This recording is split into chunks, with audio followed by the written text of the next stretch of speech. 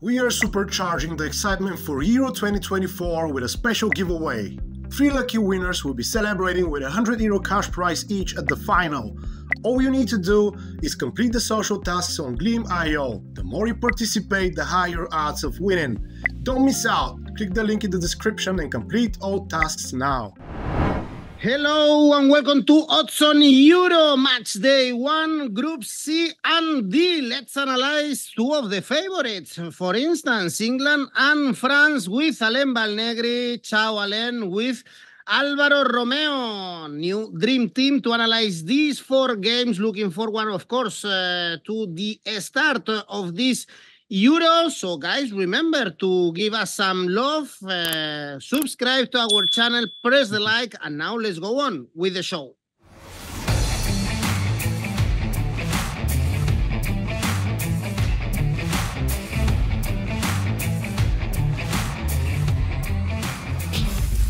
Well, let's analyze Group C and Group D chronologically. The first game is actually Poland-Netherlands, but let's jump and take the order of the Group C. At 6 p.m. we have Slovenia, Denmark, and Denmark was one of the good surprises of the previous Euros. Remember that they lost in the extra time against England in the World Cup. They were disappointing, but still they have a good team. Usually in Europe they are very good negotiating their groups to qualify to the World Cup, to the Euros, and they are playing a team, Alvaro, that I guess on paper is one of the weakest of this tournament. Slovenia, even in the build-up to this tournament, they drew with Bulgaria, or were only able to beat Armenia 2-1, so I can understand the odds for Denmark. They are favorites, but actually I like the odds for Denmark. It's around 1.8 for them to win this game.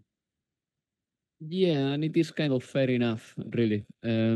I think that this game can be quite interesting, really. Maybe Slovenia's way of stopping the opponent's play can set the tone at some point, because Slovenia, they can do that as well. And probably the thing that you shouldn't do with Denmark is let them flow, let them run. But I'm gonna wait and see, really, because I really want to see how the Euro starts. It's gonna be so important for both teams to start very well. I know that it's a cliche, but whatever happened in the group stage doesn't count much right now. And the truth is that if we start with one of them, Denmark is a side that, they have been increasingly worse as the tournaments went by, because the manager, 𝗂𝗏𝗄𝐿 has been 4 years in charge, and Denmark were great in Euro 2020, to the point that England needed extra time to beat them in the semi-final, and then they were disappointing in 2022.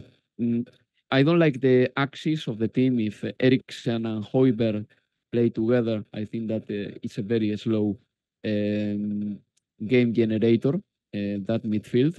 Then if you add the players from Brentford, maybe you add a little bit more of pace or youth, for example, Norgard, or all the players that are in the orbit and the aura of Thomas Frank.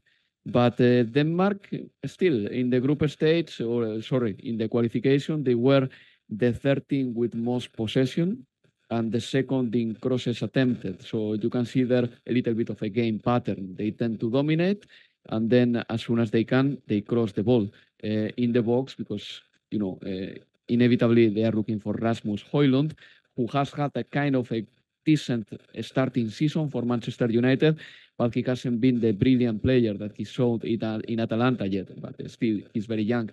But again, all the details or the data, all the stats about Denmark, about Slovenia, have to be taken with a little bit of salt, with a pinch of salt, because all this data come in the context of the group stage. Some sides have had it difficult, some sides have had it less difficult.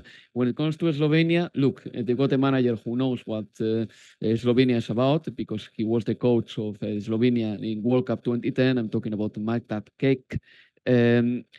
It's true that they haven't been very impressive, but at the same time, they have the best ever year in their history in 2023. Remember, short history because this country belonged to Yugoslavia and not so long ago. But in 2023, they got 7 wins, which is all right, actually. This is their best ever year. They qualified for the Euro for the first time ever automatically without needing the playoff. They play a very simple 4-4-2, as long as I know. They've got a few stars that I like. For example, 𝐿𝐴𝐧𝐬𝐿 is a footballer that can shine in this Euro. 11 goals in 29 apps for Slovenia. 𝐬𝐭𝐚𝐲, very veteran, but still, for me, the player who comes out better from the step-overs that I've ever seen. I love his time at Atalanta, but yeah, he's 36 years old. And, then you see the likes of Oblak in there. It's a shame that 𝗍𝗵𝗏, the son of 𝗍𝗏𝗏, didn't make it to the squad. I wanted to see him, 24 years after his father played in the Euro. He could have played, but he didn't. But anyway, in this game, I'm going to focus on the goals market. Just plain and simply, because I think that Denmark will consider this game like a must-win, and Slovenia has nothing to lose. So considering that both sides have quality up front, and Slovenia with 𝐶ESCO, Denmark with the likes of Højlund and many more who can play behind him, over 2.25 goals, 190. I'm going to stay there. We have to say that these teams met in the qualifiers for this Euro. Denmark won 2-1 when they played at home. It was a 1-1 in Slovenian soil. Slovenia were pretty good, especially playing at home in this Euro qualifiers. And I guess, Alain, we all expect Denmark and Serbia fighting for the second spot. So, as Alvaro said, this should be a must-win for the Danish if they want to be in the next round. Yes, especially because the last big tournament was really bad for Denmark. After the World Cup, I think that the reaction was very good. Very good. The team start again to win the game. With that model of play, is a team doesn't change a lot respect to the World Cup, and they're working with this base. I think the incorporation of 𝐬𝐭𝐚𝐲 can be a really important add to Denmark, because it can give more freedom to 𝗍𝗏𝗏𝗏. And we know 𝗍𝗏𝗏𝗏, the impact that he has in his team. Skov Olsen do a very good season, or last 2 seasons in Bruges, and it should be his tournament for the winger from the Belgian club. And after Højlund, I am really curious to see and watch Højlund at this level. Maybe in the past it was the role where Denmark haven't the biggest quality, and with an Højlund right now in 2021 in the last Euro, in my opinion, Denmark should be arriving final, because against England they fight a lot of occasion when they have the best moment in the game, and Højlund maybe can give that to Denmark. Slovenia warning is a team known to change the system during the game, because they have players to change the system. 4-2-3-1, 4-4-2, 4-5-1 when they must to defend in the center of the field, and they have some young. Alvaro said 𝐶ESCO is one of the player most research right now in the young fourth striker in Europe. It can be his game, because Denmark will be attacked, and we know 𝐶ESCO in transition to attack the space is really dangerous. In spite of that, I choose Denmark winning, odds 1.75. All right, so Alvaro is going for goals in this game. Alain is going for Denmark to win around 1.7, and the big game in this group is going to be played at 9 p.m. Central European Time. Serbia, England, one of the favorites to win the tournament. Actually, the biggest favorites, according to the odds, always bias towards England or English teams. We always say the same, but they are the favorites to win this tournament. We all know that they got to the final in the previous Euros. In the World Cup, they went out in the game against France, but I guess there are some doubts lately in England. Tom, our English expert, was telling us that perhaps Southgate shouldn't be here. The World Cup should have been his last big tournament. Also some doubts in the friendly games, especially in the defense. And Serbia is this kind of team, Alain, that you don't know what to expect because they have great players. In the World Cup, they were again very disappointing. And when you get into these big tournaments, they are so anarchic with a lot of quality that usually we see goals, at least when we have Serbia in these kind of tournaments. And really offensive. 𝗏𝗏𝗏𝗀𝗏 signed his debut in China, in Guangzhou, when he was the manager. It was the team with the more goal score and the most goal concede, and we see that with Serbia. Serbia is a team with an offensive talent, really with a lot of powder, with a lot of solution. In spite of that, when they must to defend, they suffer a lot. Check the last World Cup against Brazil. They do a match plan to play in defensive phase and wait the rival. And the first half was really good. In the second half, a mistake really soon in the second half killed the match plan of 𝗏𝗏𝗏𝗏𝗏. Against Switzerland, they want to attack.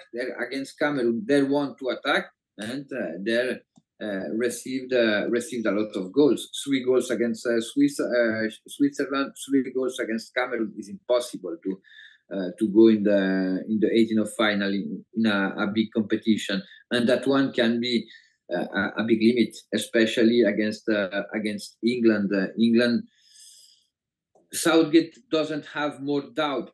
I think Alvaro is probably best informed than me, but he doesn't have doubt about the role. Is a team play the World Cup with an idea. I think the player who Southgate's introduced for this competition add something more in quality, especially Palmer and Gordon. Respect to Sterling, I think that they give something more. Which version we will be see about Bellingham? Who will be the partner in the midfield to Rice? Except that England is really strong, and England, respect to the past, manage better the pressure, especially in group phase. After, when they're arriving in 40 and quarterfinal, semi-final is different, but in group stage they manage really well. For this game, I choose goals over 2.75 goals, odds 2.06. All right, Alvaro, do you see England, these favorites, as the odds show us, and with the huge big team that they have right now, or you think France could be the biggest favorite for this tournament? For the tournament, I think that France is a slightly favorite, but for me it's difficult to predict these Euros really, because I always say the same thing. But if you take the last 7 games of Euro 2020, 4 of the last 7 ended up in a draw, and penalties or extra time was needed to decide those games. And I think that in this Euro, something like that may happen, because countries like Switzerland, Austria, Ukraine, to a bigger extent, Spain, Portugal, can upset you anytime. So I think it's going to be pretty tight. And yes, I understand all the hype about England because they've got so many good players. Look, Edu, Alain, and this is really interesting. I mean, they've got 6 players in the squad who this season have scored 20 goals or more. I don't think that any side in the world has that. I'm talking about Harry Kane, Cole Palmer, Bellingham, Ollie Watkins, Foden, and Saka. 20 goals or more for each of these 6 individuals. It's a lot. Danger is there. I mean, we can say that England is dangerous. And I like the English national side. I think that they've got a really good squad. I've never seen England having such a good squad, and it gets better. Tournament after tournament. But England has one big if, in my opinion, what to do when they go 1-0 up in the scoreline, because the biggest problem of England has been that every time that they've been 1-0 up, they didn't go for the 2-0, and that has costed them in the past. I remember that happening, for example, in the final against Italy, when they scored the first goal after 𝗀𝗏𝗏 scored in the second post. They should have gone for the 2-0, and they didn't. However, when they play against an opposition that is lesser than them, they tend to bully them. One of the most remarkable hammering in last World Cup was England beating Iran so easily. Probably you remember. And in the group stage, every now and then, they scored many goals because when they free flow, they know how to do it. The problem is when they've got a big game in front of them and they score the first goal, they don't know what the approach has to be. But anyway, all that said, I think that Gareth Southgate has killed the debate about Maguire. Maguire is no longer there. So, you know, there will be another defensive pair with Stones and possibly 𝗍𝗓𝗍, I'm guessing. And then in midfield, we have to still find out who is going to be the most used midfielder, apart from Bellingham, if he is a midfielder, and Declan Rice. In my opinion, it will be Gallagher or Wharton, even though it's maybe a little bit early for Wharton, or 𝗀𝗵𝗏, sorry. But, you know, that's the only position that, in my opinion, is still hanging a little bit in the air. But I think that England is the kind of side that bullies opponents that are not as good as them, and Serbia fits the profile. And don't get me wrong, Serbia is dangerous. They've got, in my opinion, one of the biggest geniuses, of European football in the last year. Underground genius, let's put it that way, a little bit underground. Dusan Tadic. I love this player, a bit old, playing for 𝗂𝗏𝗏, but still a great assist provider, 4 assists in the group stage for Serbia. And then they are very dangerous because they've got an aerial threat. I mean, they play with 3 center backs, and they have scored a lot of head fires with Mitrovic or Vlahovic, 𝗍𝗏𝗏 crossing the ball as well, which is very important too. And Mitrovic has scored over 50 goals for Serbia. So I'm sure that they can score in this tournament. They will be dangerous in set pieces, especially. But I'm going to go for England to win because when they are better than the opponent and they know that, they tend to bully them. So I'm going to go for an Asian handicap -1 for England. Not a lot, but still, I always keep a little bit of a conservative angle to my bet. That pays 173. Otherwise, I like the individual market of Harry Kane to score. It pays almost 2. He's been doing it so often this season that why not to think that he can score again? Harry Kane to score 191. I have more doubts with Bellingham, for instance. I think he was very tired in the last games of the season. Let's see if this 2 weeks break affected him in a positive way and he's recover for the Euros.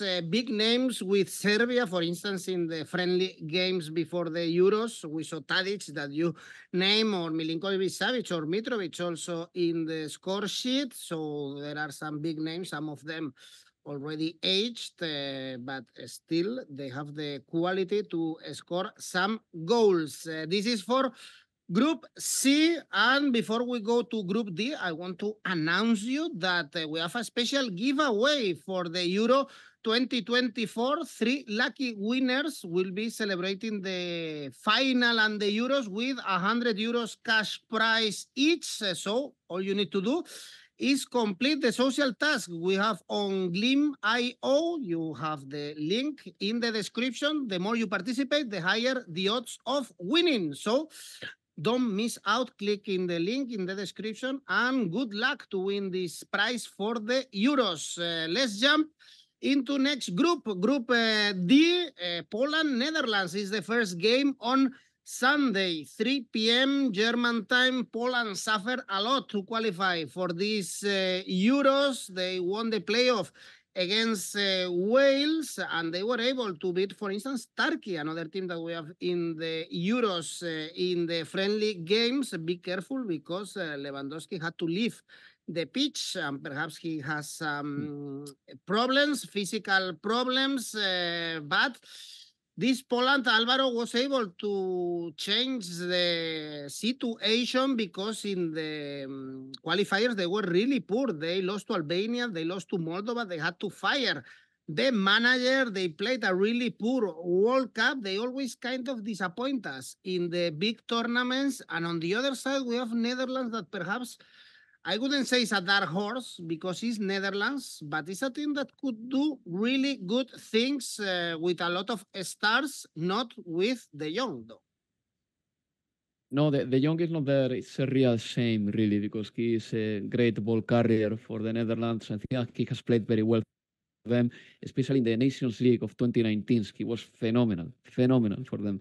And he's going to miss the tournament. And he had a very bad season, hampered with injuries, especially the ankle injuries, really scorching him. But anyway, I really wish him a speedy recovery. I like Frenkie de Jong, and he seems to be a nice character.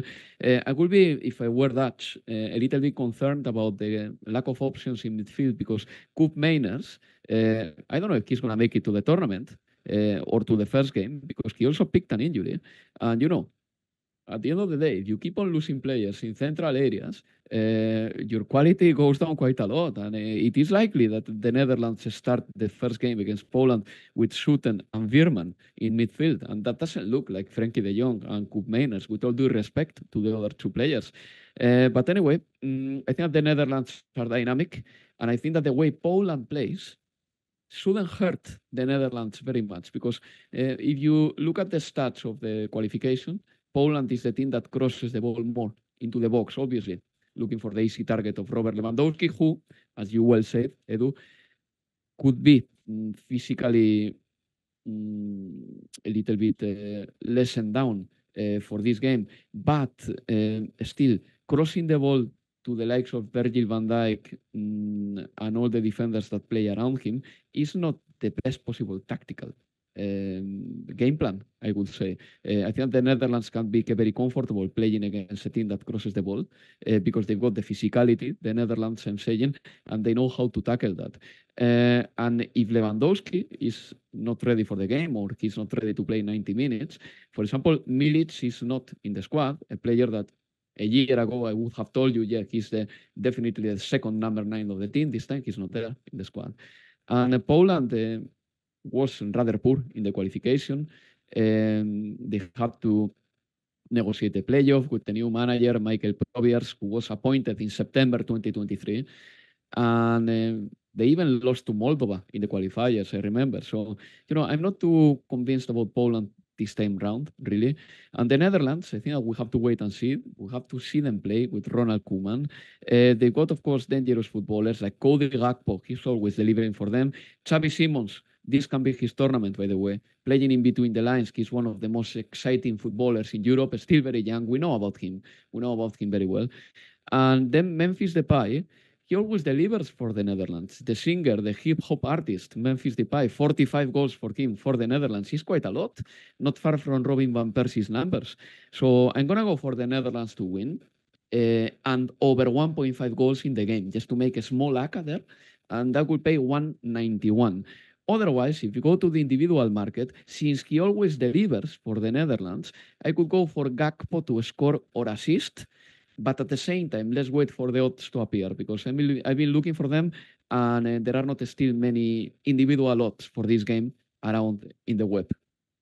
Sixth favorite to win the tournament, the Netherlands. They did a great World Cup. We all remember that game against Argentina, where they lost with Ronald Koeman on the bench. I'm not sure about Ronald Koeman, though. Alain, how do you see these Netherlands? Do you like Koeman, by the way, as a manager? I don't like Koeman, clearly. from the beginning. I think you have some doubt. You have some relationship problem every time with the player. And this year, I don't understand how 𝗍𝐿𝐧𝐧𝐸 can be in the squad. He's probably the best forward in Italy, number 9. Not a big scorer, but an offensive playmaker, and he do everything very well. I don't understand. Maybe he was injured at the end of the season, and Koeman take that consideration. But it's a shame because we speak about probably the next number 9 of Milan. In spite of that, Holland every year have a lot of talent to show. Van Gaal do a brilliant cycle without lose a game in the 90 minutes. He go out only in the penalty against Argentina. Now the question is, Koeman can we give that continuity to the project with this team? Because we have a mix in Holland with player with a lot of experience in defense and player with a potential of offensive potential crazy, because we have Simons, we have 𝐻𝐿𝐴. If 𝐻𝐿𝐴 came back with the average of goal and assist like in PSV, is a top player. We have Averman, can be one of the midfield revelation during this season, the player of PSV.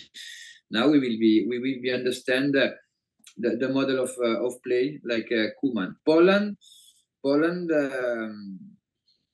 in my opinion, is a miracle. Poland can be arrived in this Euro, because the content of Poland is really poor. We saw that in the World Cup. We still saw that with Santos in the bench. Now with his new manager, they never lose. They will never lose a game. For this game, maybe Poland should be play in counter attack, and for that type of play, there have a player like Szymanski, made a brilliant season in Fenerbahce, 10 goals, 11 assists, and with the wing, Frankowski to the right, Zalewski to the left, are really dangerous in that type of transition.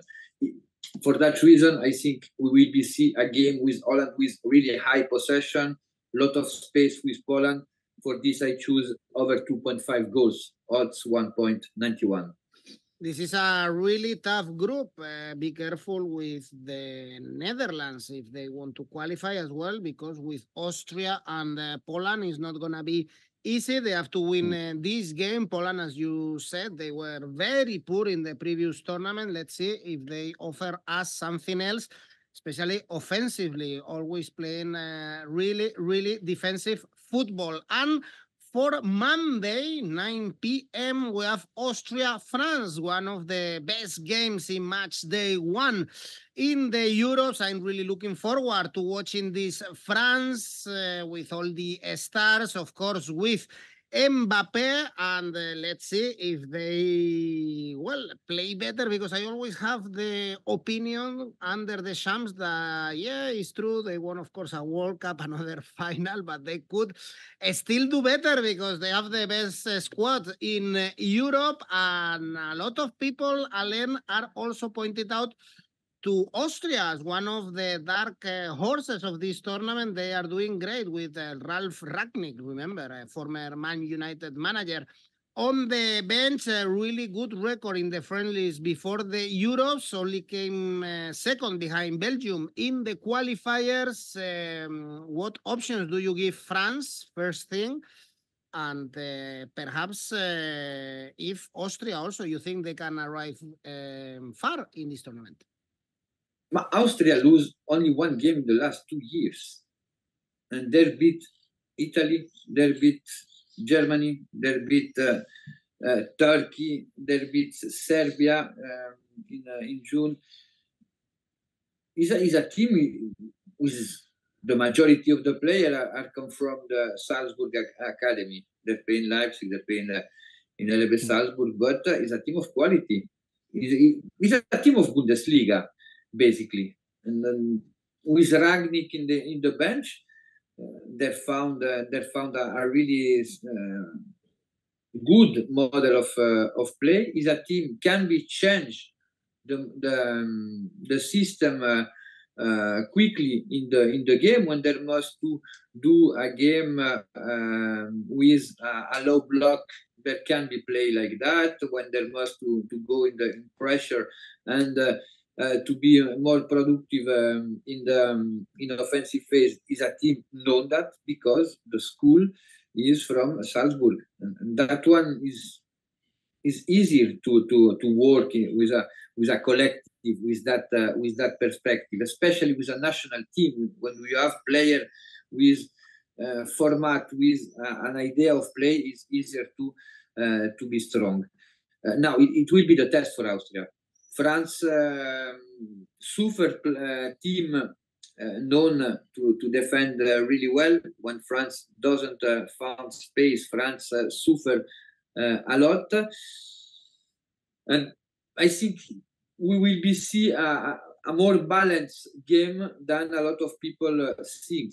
For that reason, I choose Austria with handicap 1.25, odds 1.78. Okay, you choose the Asian handicap plus 1.25 for Austria, so they are not gonna lose this game heavily. France, they are super favorites for this game, 1.5. Alvaro, your take on one of the best games, again, of this first week in the Euros? Yeah, 100%. And I totally agree with Alain. I really like what he said about Austria being a Bundesliga side. And it's true. It's true. They've got all these characteristics that define what a textbook Bundesliga will be about. It's the intensity, the way they press, also how they go for the duels, the second balls. They've got a very progressive manager, even if he's the oldest manager in the tournament, Ralf Rangnick. He has been an inspiration for many other managers around the world. And probably Didier Deschamps is much more of a manager, I would say, from the early 2000s, the way he plays, the way he set up his team and all that. Not a bad manager, in my opinion. France could play better. They could play perhaps with a little bit more of creativity in midfield, but at the same time, this is the generation of France. The athleticism is what probably defines this team and the quality up front, to the point that a footballer like Antoine Griezmann may not be the best player of France because Kylian Mbappé is that player, but he may be the most important player of France because he's the only one who plays that way. I remember that France in the past had a couple of players like this. I remember when they played with 𝐬𝐭𝐴 and Zidane, or when they had Mathieu Valbuena and Antoine Griezmann in the squad, but now it's only Griezmann who plays like this. So he's super important for the team. But anyway, all that said, I think that this can be a both teams to score. I agree with the approach of Alain. I think that France, of course, has to be the favorite, but maybe it's not going to be so easy for them. And I'm going to go for both teams to score for one reason alone.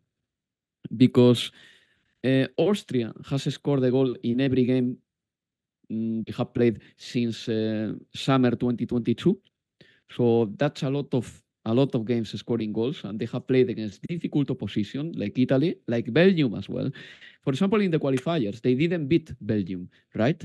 But they scored 3 goals against them in 2 games, which tells you that they have a certain ease to score games.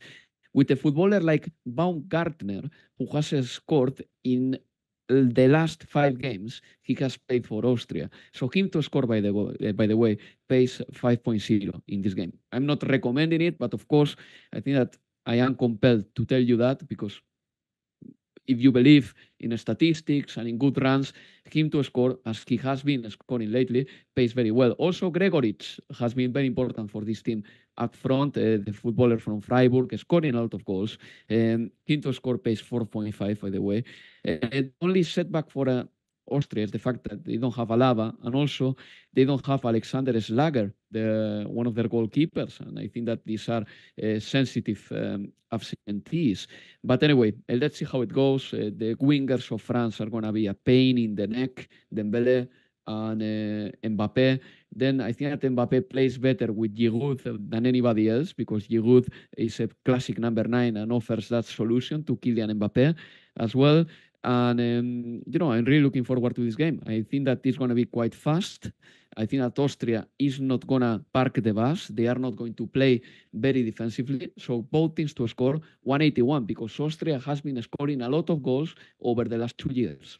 Let's see if Deschamps unleash the quality of French players, because, of course, he is getting results with the French national team, but I always expect more with the great footballers he has under his arm. This is it for the 4 games we have. Before we go with the safe bet and accumulators, remember that you can also predict the games in the Euros. We have opened a competition for the Euros in Oddspedia, so you can get money for free. It's very easy to participate. Just sign up in our website and post your tips in the Euros. If you are the best or among the 20 best, you will get a prize in cash. Very good opportunity to win some money. Alvaro, your safe bet? It will be Netherlands to win 161. Right. And Alain? Serbia, England over 1.75 goals, odds 1.35. And your ACCA, Alain Valnegre?